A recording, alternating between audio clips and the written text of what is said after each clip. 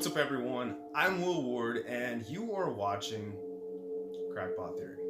Today, I want to talk to you about the difference, not necessarily the difference, but the importance of abundance versus scarcity in your mindset. And specifically, why charismatic people seem to get everything that they want. Now, when you think of someone who's charismatic, what I'm talking about is, your movie star, your musician, your maybe even just crazy creative genius, right? You have your Elon Musk, you have someone that people look up to and they revere, and maybe Elon is not the best example. He's not necessarily charismatic, but you think of somebody that comes to mind as charismatic, and one of the qualities I think that every charismatic person has is their ability to draw people in, right? You have that person who everyone just sort of seems to like. Chris Pratt is somebody who comes to mind, as a lot of people just genuinely seem to like him, quote unquote, as a person, right? He is somebody who people feel like they can trust, in that he just draws them into their world. And the reason why I'm telling you this, and the reason why it's important, is because it's not really about that person's status. A person's status is going to have a huge impact on their ability to influence other people, hands down. The important thing, the reason why it matters to you, is there is something that charismatic people have. They've innately mastered that the rest of us haven't. And the ones that are truly successful, the ones that are actually bringing in people, and they're fueling whatever cause that they're for, whether that's making music or movies or anything else that they want to do, what they've actually been able to do is subvert our expectations in a way that we want to give them more of whatever it is that they want, right? You think about somebody who is really greedy, or really wants to take and take and take and take and take, and they're needy for all of it, and how likely you are to give them that. And then you contrast that with somebody who is, by the very same logic, completely not needy in every way, shape, or form. They're completely self-reliant, it seems like. They're self-sufficient, and ultimately, the reason why they draw us in is they're not trying to take anything from you. You say, well, why does that matter to me? Because this is something that anybody can learn. Anyone who wants more, who wants to go from a scarce mindset of, I don't have enough. I don't have enough money. I don't have enough time. I don't have enough resources. And you take that mindset, whether you know it or not, and you might know somebody who is like this, and you go out into the world and you're trying to get those things that you want, right? We all want more resources, and you go with that mindset of not having enough, of that lack, and you subconsciously do things and you say things and you portray yourself in a way. Your body is designed to tell other people. Before we had words to communicate, our bodies were designed to communicate with each other. And so you're demonstrating to other people, without necessarily knowing it, that you really need for this thing to happen. And ultimately, what that comes down to, and what that communicates to the other person, is I need something from you. And to break that down even further, that means you are in an elevated place above me. And people are naturally drawn to people that are above them. So if you're saying that I'm less important than you are, and I want to take resources from you, whether that's your attention, your time, or your money, well, we naturally want to shun those people, because we want to protect ourselves. We want to protect our resources, right? If I wasn't giving you something of value, if I was just trying to take and take and take from you, why would you give me your attention? It's very simple. And the reason why I'm explaining it this way is because if you want any level of success in whatever it is that you're doing, right? You have a new business that you're starting, and you're eager to get more people involved. One of the worst things that you can do is to come across as needy. And you might ask, well, how do I go out and get the things that I want? How do I get people to trust and support me and to give me their time and their resources and everything else that I need in order to be successful? And ultimately, when you come from that mindset, it's very easy to say, I don't have this, I don't have that, I don't have this, how am I going to get those things? And I'm going to break it down into a story, but what I want you to consider is that mindset of actually having enough, of having quote unquote abundance, which is just a surplus, is really about a shift in your mindset, because ultimately you could make thousands, millions of dollars, whatever it is that means a lot to you, and it may never register. You may never reach that point where you actually feel like you have enough, right? Imagine the person who they've been overweight all their life and they lose weight, and everyone tells them, how amazing of a transformation that they've made. Everything else from the external world is telling them, great job, patting them on the back. But deep down, they still have that same old programming of still not enough, still not enough, still not enough, still not enough, and that follows them.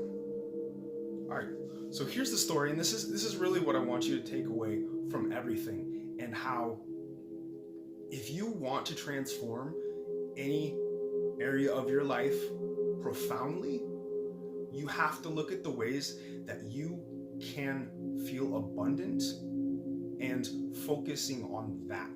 Now imagine that you're going into a car dealership and your goal is to get your dream car, whatever it is at the time. And you go in, and the first day that you're there, you're greeted with somebody who ultimately, it looks like it's probably their first job. It's really, really important to them. They don't really have a lot going for them, right? They're kind of a little rough around the edges. Maybe they're a little younger. And through your interactions with them, it really becomes apparent that this sale of this car is so important to them that it might mean the difference between them eating, another bowl of cereal for dinner or actually having a hot meal.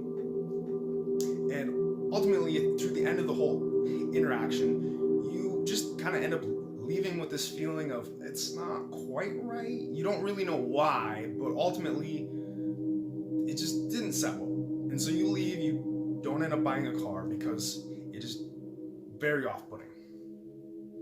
Ultimately, you come back the next day hoping to find maybe a different person, but still the end goal of getting your car. This time, you're greeted with someone who is a bit older, and it looks as though that they've done this 1,000 times. They're not really worried about the outcome.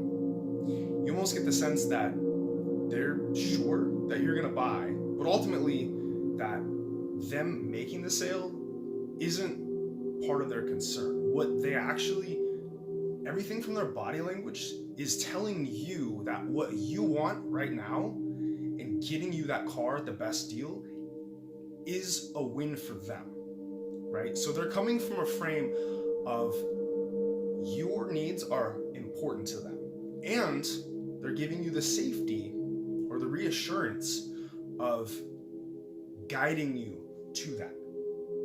And ultimately, you end up leaving, and you received the car that you wanted, right? You get the car of your dreams at the time, and you end up leaving and feeling like you actually got the best deal that you could. And maybe not everyone has had this experience, but I want you to consider all of the times where you've had an interaction with somebody and you could tell that it was really important to them to get the money or the resources, whatever it was, physical item, but mostly money from you.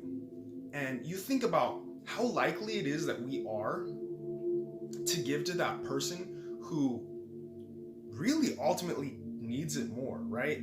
That, the first guy, despite his lack of experience, he seemed to need the money more, right? Everything about his body language was saying, I really need this. I really, really, really need this. And then subsequently, to contrast that, the other guy who ultimately ends up getting the resources, getting the money, doesn't really seem like he needs it. And I want you to consider why is it that we are willing to give our money to the people who don't necessarily need it? Right? The old adage of the rich get richer and the poor get poorer, to kind of take that a step further.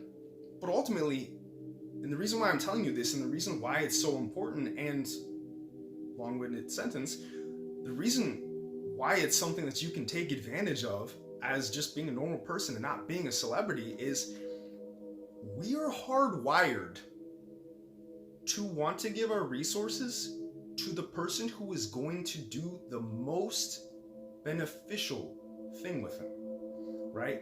If you look back at human history, we were a part of tribes, and in tribes we had leaders, and there was a very clear structure of who was important, and a very, top-down kind of hierarchy system, if you will.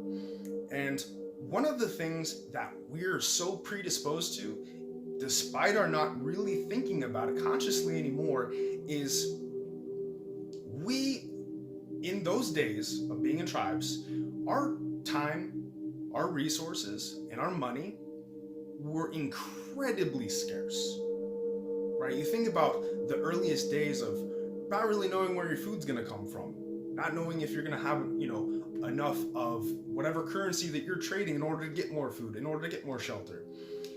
And you imagine that you have somebody who is wanting or is asking for any of those resources, and you were to give them those resources, and they were ill-equipped, right? Their body language is needy, and you can tell there's something off. It doesn't seem like they know what they're gonna do with those resources, and you give them to them, there's a very real chance that they're gonna squander them, and you're not gonna have anything.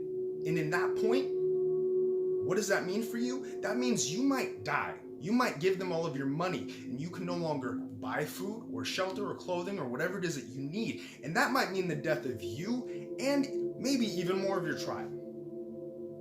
So ultimately, we want that person who seems as though, because again, before we had human language to distract and to kind of coerce each other into these things, we had only physical tells. We only had our bodies to communicate the idea of whether or not we were capable. And we subconsciously, every time we are looking to give our resources to the person who is going to do the best with them. And ultimately, that means somebody who, for all intents and purposes, probably doesn't seem like they need it. So what does this mean for you? This means that if you can observe other people who are effective, you can understand the body language of somebody who is at ease, who isn't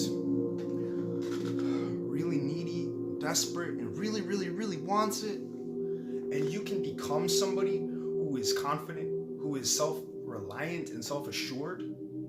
People are naturally going to want to give you as much or more value as you are giving to them.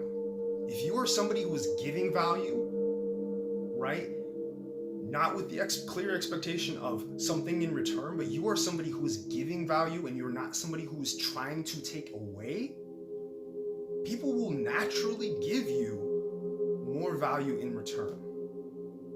So again, this is just another crackpot theory. I'm Will Ward. If you like this video, don't like this video, you think it's crazy, please let me know. This is a new channel that I've started, and I have plenty more of these crazy ideas. So if you like it, go ahead and subscribe and stick around. If not, I'll catch you later.